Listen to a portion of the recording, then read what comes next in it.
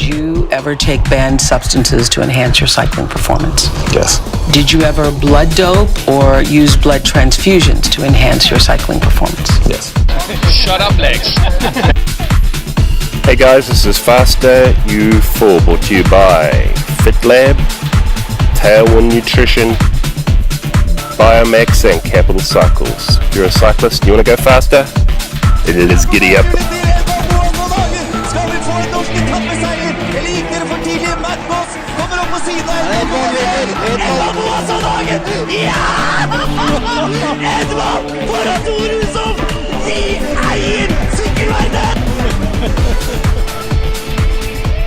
Don't stand on my dog or I cut your head off. Say hello. Hey guys, listen up. It's time for money down your pants. That's right. So I've got a limited offer here for you from the bikini-clad women and guys, Biomaxa. That's right. So it's exactly like the Tory Brewery, except it's not beer. This is the best bio-grease, bio-lubricant, chamois cream, bio-wash, bio-degreaser you can get, made in New Zealand in Christchurch. You're going to go to biomaxa.com, fill your cart till it's just it's virtually overflowing, and there's stuff just falling out all over the sides with all of these delicious bio-friendly items for your bicycle. You're going to rock up to the counter and you're going to put in the code. Right, here it comes. 10% off the whole lot, 10% off all of the products, and they stick it in boxes and get it to your door for free. Free shipping. So go online. This is for online. You're going to rock up there. You're going to put in the code. The code's Steve Bale Fit Lab. Pretty simple. It's on the screen there. Capital S and capital B. And the Fit Lab bit is all in capitals as well. So you know we're going to do it. Look guys, the thing about the lube is it just does not come off. You've got to do a special process. It's not like a regular lube, but it's insane. Coming up winter, you cannot have a better lube for your chain. It's indestructible. The grease is a great all-round grease, nice bio grease for your components. So you're going to lube up your headset and the bottom bearing and all that for the water in winter. And look, I gotta be honest, chamois cream, you're gonna stick your hand down your pants, you know, as you do, and slather it right down there with a lovely bit of chamois cream, and you're gonna ride so much better. And the kind of the rain and the cold, and you know, you do get to legitimately stick your hand down your pants. And I think that's a win all around. All right, Steve Bale Fit Lab, 10% shipping, products. You know what to do. Hey guys, welcome to another episode of Fast You Fall. Brought to you today by FitLab, Capital Cycles, Tailwind Nutrition by Maxa. Hey, have you ever wanted to do a race so hard and so brief that it just makes you pretty much want to die? Yo, have I got the thing for you? This weekend, the Port Nicholson Paniki Cycling Club will be running the Hell of the South, the Hawkins HELLClimb Challenge. This started about 2008 or 2009 or something like that, and the idea was to pit Wellington's fastest runners, mountain bikers and roadies against each other up the most fearsome hill in Wellington, Hawkins Hill, right to the top, so you get there faster. So you go by different routes, of course, but the idea is that the vertical gain is the same, and it's interesting to see who normally comes out on top. So we'll talk about that. I'm going in, a couple of my riders are going in, and we're going to have a party up to the golf ball. That's what we're going to do. We'll talk a little bit about tactics for a race like that, and what to look for in this particular one. And the other thing is we'll talk about sort of following on from last week's discussion about, you know, be a little bit kinder and gentler to yourself when it comes to things like how you feel about your achievements when you're racing. Let's talk about the Hawkins HELLClimb challenge here. This is on the PMP website. You can go and enter. There's all the list of people on here, but probably the most regular male winner is Andy Hagen. He's won it on the road a bunch of times. And Kim Hurst is usually very good on the mountain bike. Here's the entry list up till today anyway. I think guys to look out for on there, the guy who won on the mountain bike last year, it's going to be Ryan Cork. He's going to be a guy to look out for. I'm on there, but given that I'm sick and fat currently, it's probably unlikely I'm going to do much. There's an old mate on there, Stephen Mitchin. Hope he goes well. That'll be interesting. Stand out there for women, Kim Hurst. She's on the mountain bike this year, going up the tip track, and she will be very hard to beat. John Caron, he's on there. He's one of my riders. Excellent climber.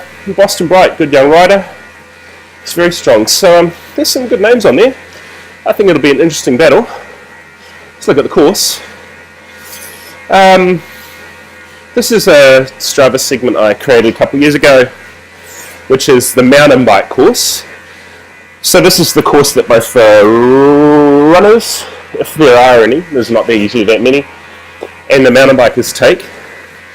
And typically on this course, actually, like when you compare it, usually mountain bike comes out a little faster.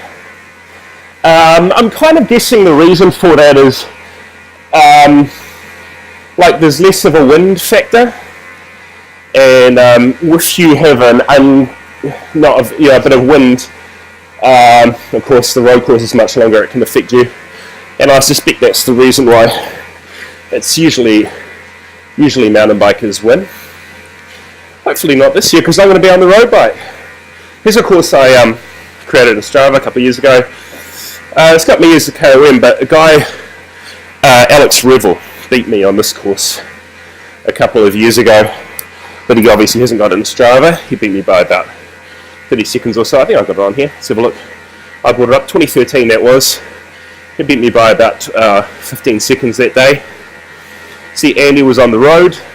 He was about a minute back, and but most of that is probably wind and stuff. Hopefully a lot of those riders on that, from 3-4 years ago will be back. I haven't ridden it since. Okay, so we've got 5.3 Ks. This is for the mountain bike course, as I say. A little bit further on the road, average of 9% grade, and a total elevation change 466 meters. It goes from down by the bay here, turns off part way up Happy Valley Road onto the actual off-road section, the tip track, and that's probably 4/5 of it is on that. Very steep, and you can see here on the profile in that midsection there, getting up to grades of, short pinches that are very, very steep. Probably in that middle section there, averaging 15 to even 20% or something. Very hard and rocky, tricky climb. Probably riding a dually isn't really a huge disadvantage, because even though the weight is heavier, your grip and your power output will be able to be steadier on the dually because of the suspension. That is a little bit outweighed by the weight, but if you do the calculations on it, which of course I have because I'm spastic, a kilo or two bike weight in its own over this course, if the terrain wasn't an issue, would only be worth less than about 20 seconds or 30 seconds max, something like that. But you would probably gain around about that from traction and comfort and smoothness of power output on a dually. So I don't think that's the issue. If you can save weight from other parts on your bike, that's of course going to help. So I'm running a Cannondale Super 6 Evo from Capital Cycles. I've tricked it out a little bit with Zip 404 wheels. They'll be good aero for the faster section on the road course up Happy Valley. Not so good in terms of super lightweight for the remainder of the course, but that's okay, they'll be pretty good. I've kitted that out with a sort of custom bolt, titanium bolt kit. I'll be removing bottle cages and stuff like that. But otherwise keeping it pretty stock for the race. So when you get, going back to the mountain bike course, well actually the road bike and the mountain bike course intersect about 1 kilometre from the finish line, and from there it's just pretty much a little flat up past the luxury dog kennels at the top of Hawkins Hill, which is made from a guy's converted castle themed house. I'm not kidding, that's mental, but that's what it is. Up about there, and there's a steep little honk up to what is a radar, I think, housed inside a giant golf ball looking thing. It's up there because it's a really like the highest point, I guess, and it is used for navigation, I suppose. And really, once the road and the mountain bike courses converge, of course roadies are going to have an advantage because of their rolling resistance and their lighter bikes, but you can really just go all out at that point because you've only got another minute or two of riding. At the top of the tip track, if you are doing it on the mountain bike, you are going to have to dismount briefly, probably, to go around a little bar over the course. So if you can do that quickly and neatly when you're absolutely dying, that could gain you an extra 10-20 seconds. And as far as measuring your effort on the mountain bike, you can't really do that so much because it's so rough, you just have to push it. And it's relatively short. As far as times go, most of the big dogs are going to be cutting out this in sub 29 minutes. You don't need to reserve anything, you certainly don't need to take any water or anything like that. Give the organisers a jacket or something for the top though, because the ride down will be cold. As far as power to weight on this, it's not all about raw power, because you could get a fatty like me with a lot of power. It doesn't necessarily help when you're going at 15 degree slope. Power to weight is what you want. It's usually expressed in terms of watts per kilo. When I have done alright in this, been on the podium for mountain or road, because it's the same elevation gain, your watts per kilo is going to be much the same. You're looking at a minimum of about 5 watts per kilo. So for an 80 kilo rider, about 400 watts. That wattage figure there that you can see under my name is an estimated figure based on the little algorithm in Strava. It's not really accurate. It's probably reasonably accurate, 375 watts. So somewhere between maybe just under 5 watts per kilo. Certainly if you're moving on to 5.5 watts per kilo, that will probably be enough for a win. And that's the sort of level that a guy like Andy Hagen's capable of on a good day, on a climb like this. To put that in perspective, a Tour de France rider who is a GC contender in a half-hour climb at the end of a mountain stage, third week Grand Tour, is probably putting out 6+ watts per kilo. So you can just see how good those pro roadies are, especially. All right, so that's the Hawkins. Oh, one other thing to probably just take into account is it's a mass start down by the coast, and the last piece of the riders we talked about is converges near the top, about 1 kilometre before this finish line, but there's also a period of about the same distance between the start and where the the mountain bikers turn left up the tip track. If you're a mountain biker, you want a good time, hot tip, try drafting all the roadies up to that point. It'll give you a much better time. Yes, it's probably going to hurt, but you don't necessarily have to do the work on the front. Start near the front, draft the roadies, I'll be one of them, and if you can, and then maybe even take a little breather just at the bottom of tip track before it really starts. That'll gain you some time. Runners, if you're running it, you won't be able to do that because there's no way you're going to be able to draft cyclists up the hill. Sorry about that. You have to catch up on the steep bits. Okay, the other thing I want to talk about is sort of become a little bit more important this time of year is some things I've been talking to my riders about, which is your expectations for race day. And just briefly, this is the idea that people train hard for events and sometimes have, I think, a little bit of an inflated idea of what success is. It doesn't necessarily mean they race badly, but they might have an idea that if they can't win or be on the podium or something like that, or have one of those magic legs days, that somehow is a failure. And in a sport that's as hard as cycling, you can't have that frame of mind because you won't last.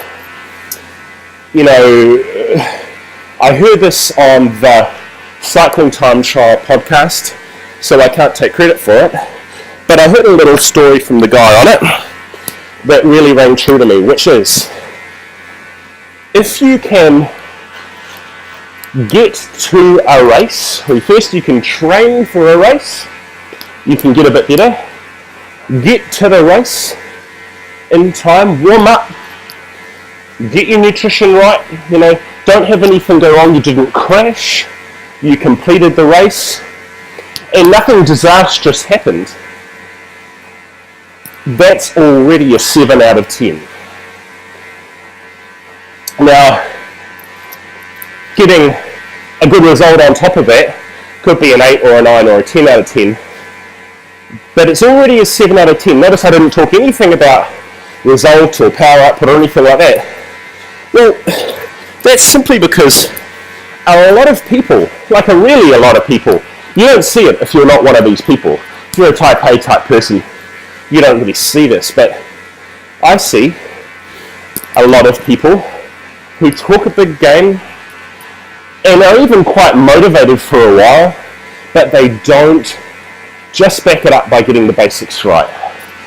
They don't, they do all sorts of things that aren't focused on getting to the race in a healthy, preparing right, and being there on time. Stupid little things like that. Having clean, good quality gear that works, you know, all the silly things that are basic, that people get it wrong. They get it wrong, and then they get demotivated. You already get a 7 out of 10 if you cross all those off. Now, something I look for in my riders, as long as they get that 7 out of 10, well, I think there's actually another layer of things before you even start talking about results. And that's, here's how I think of it. When you do a race, there's a list of stuff that is, you're already successful, maybe even an 8 out of 10, if you can tick these off and none went wrong. 1, getting there on time and warming up properly. 2, tactically, you know, bring where you need to be in the bunch to respond and have as good a ride as you can. Nutrition.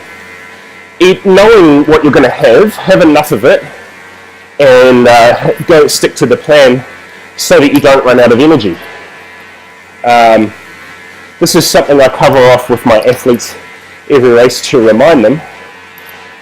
And I know in the, outside the race, it's easy to say those things are simple, but if you get excited and, it's just the race is going on, you can forget to eat and things like that. So don't, if you do that, that's good. You know, no mechanical problems, you know, punctures. So, yeah, all of those things are important. And then maybe, you know, a 9 out of 10 is when you genuinely do have very good legs. So, you know, the other thing about having good legs, I think we all know the feeling of having good legs, what that means. It means that it's a little bit effortless on your bike, but here's the trick. Something you might not know, and you can only really tell if you have a power meter, to be honest, is that you could feel actually a bit sluggish or rough on the bike, but your power could actually be very good, and vice versa, you could feel great, but it's not so good, and the power meter takes a little bit of that mystery away, so you can know objectively how your performance was. And I want you always to think, if you've got a power meter, the data will tell you what your form was like. You know, when you're going to a bike race, that's your job that day. And again, if you're a father like me, your job might also comprise taking the trash out and going to 2 birthday parties that afternoon. There's 5 and an 8-year-old. But I digress. Your job for that Sunday morning is to do all those basic things I just talked about right, and go and do the job of racing your bike that day, just like you would turn up at any other job. You know, your boss when you're an accountant doesn't, you know, just go and do your job. If you're facing clients, you know, put a smile on your face, and, you know, just do your job. You're racing a bike, turn those pedals, get the basics right, do the right tactics, eat, drink, do all that, do your job. Now, you may not feel great sometimes when you're doing that, especially if the weather isn't how you like it or something like that. But play it out, do your job, get the basics right, put how you feel about it to the side for a minute like you would in any other job, and then let's look at the data afterwards. And if there's some reason that your power was down, we can analyse that and go through it, look at your build-up and find out why, look at your nutrition, find out why, look at the weather, find out why, whatever it is. But if you sabotage yourself by thinking, I feel a bit sluggish, that's the sort of attitude that's going to get you stuck at the back. You're not going to be in the brakes. Alright. I think I'll leave it there. Thanks for watching / listening. Fast U4 brought to you by FYF. Couple of cycles, double nutrition by Maxa. Food make training plan for me. Steve Bale. You can email me. steve@fitlab.co.nz. You can mail a letter. You can shave it into the hair on your back and make a YouTube video with a pornographic soundtrack. And you know, I may not watch all of it, but you know, my search history will confirm I'm all for that. Hit me up. Alright team, see you soon. Thanks for watching / listening to Fast U4, brought to you by FitLab, Capital Cycles, Tailwind Nutrition and Biomaxa. If you'd like to get in touch for a coaching program or testing, you can get hold of me, steve@fitlab.co.nz, or go to fitlab.co.nz. Talk soon guys.